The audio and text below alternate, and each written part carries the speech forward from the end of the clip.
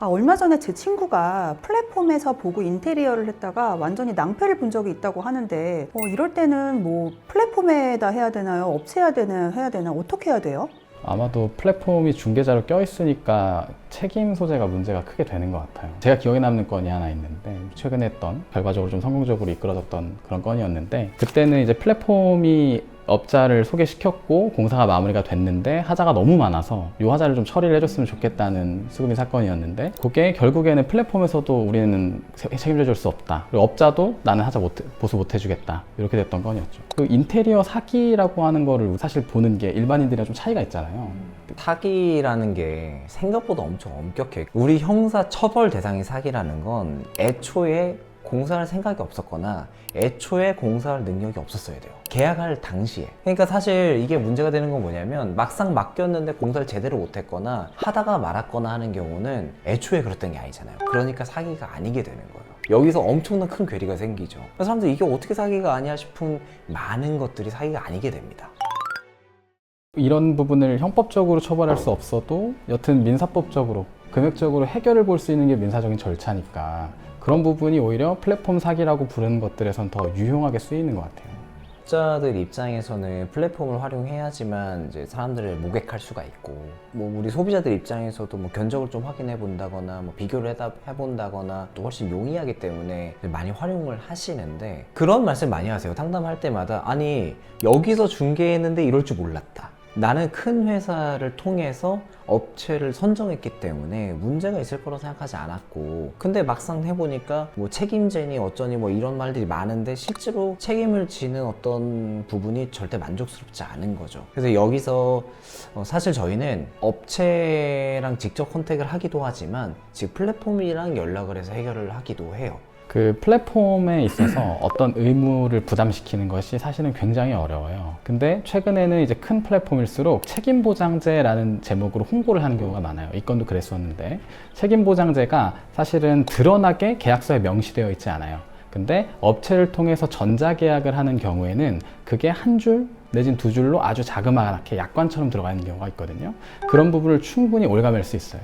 그래서 상대방한테 의무를 부담하기 전에 플랫폼에서 우리한테 해주고자 했던 것들, 약속했던 것들이 뭐가 있는지를 면밀히 따져야 되는데, 그런 걸 하나 후킹할 수 있으면 이 계약 상대방이랑 우리 사이에 플랫폼도 연결시켜서 뭔가 이 사람들도 책임을 지도록 그렇게 할 수 있는 거죠. 아니 근데 사실 처음에 합의서가 왔어요. 플랫폼 업체에서 줬는데 좀 뭐랄까, 이게 좀 너무 눈 가리고 아웅인 거예요. 내용도 엄청 길고 막 엄청 복잡하게 쓰이고, 근데 핵심은 뭐냐면 크게 돈을 줄 수 없다예요. 우리가 그렇게 쓰긴 했지만 다 책임질 수는 없는 거 아니겠어? 라는 내용이 거의 다인 거예요. 그래서 업체랑 연락을 많이 해가지고 잘 해결을 하긴 했지만, 근데 솔직히 그렇게 어렵게 많이 써놓고 그런 뭐 복잡한 말들을 막 해놓고 결국에는 핵심은 이건데도 과연 소비자들에게 대응이 될까? 이런 되게 안타까운 마음이 들기는 했죠.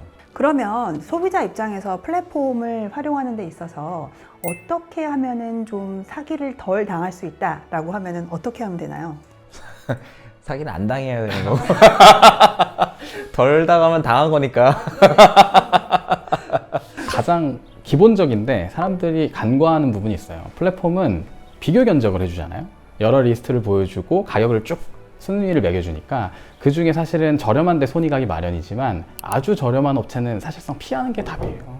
그럴 이유가 다 있는 거고, 그리고 또 한 가지는 요즘은 플랫폼을 통한 계약서를 작성할 때 플랫폼에서 제공하는 전자계약 형식을 많이 활용해요. 그런 경우엔 플랫폼도 의무가 부과되어 있는 경우가 많으니까 그 당사자끼리 컨택을 해서 계약서를 작성하는 것보다 플랫폼에서 제공하는 양식대로 계약서를 작성하는 것도 한 가지 팁이 될 수 있어요. 근데 저희 입장에서는 이제 우리 대기업들께서 어떻게 생각하실지 모르겠지만 전자계약을 체결한 계약서가 그렇게 미덥지 않은 부분이 좀 있어요. 그렇죠. 그럼에도 불구하고 그냥 전자계약을 하는 게 뭐 그나마 나은 방법일 수 있고, 제일 좋은 방법은 검토를 좀 받으시라는 거예요.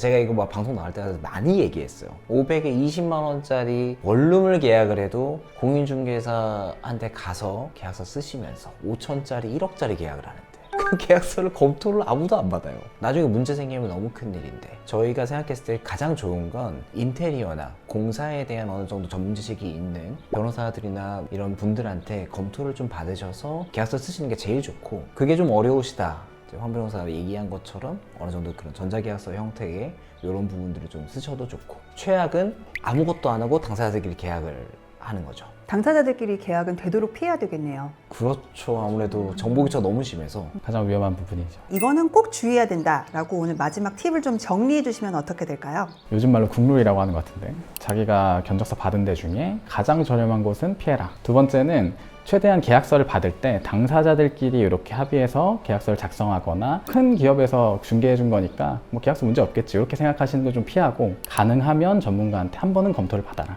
금액이 클수록 이건 필수적인 사항이 된다. 근데 국룰은 요즘 말은 아닌 것 같아요. 그런가요? 부동산, 인테리어, 민사에 관한 최대한 많은 꿀팁과 정보를 제공하는 저희 하고제비. 구독, 좋아요, 알림 설정 해주세요.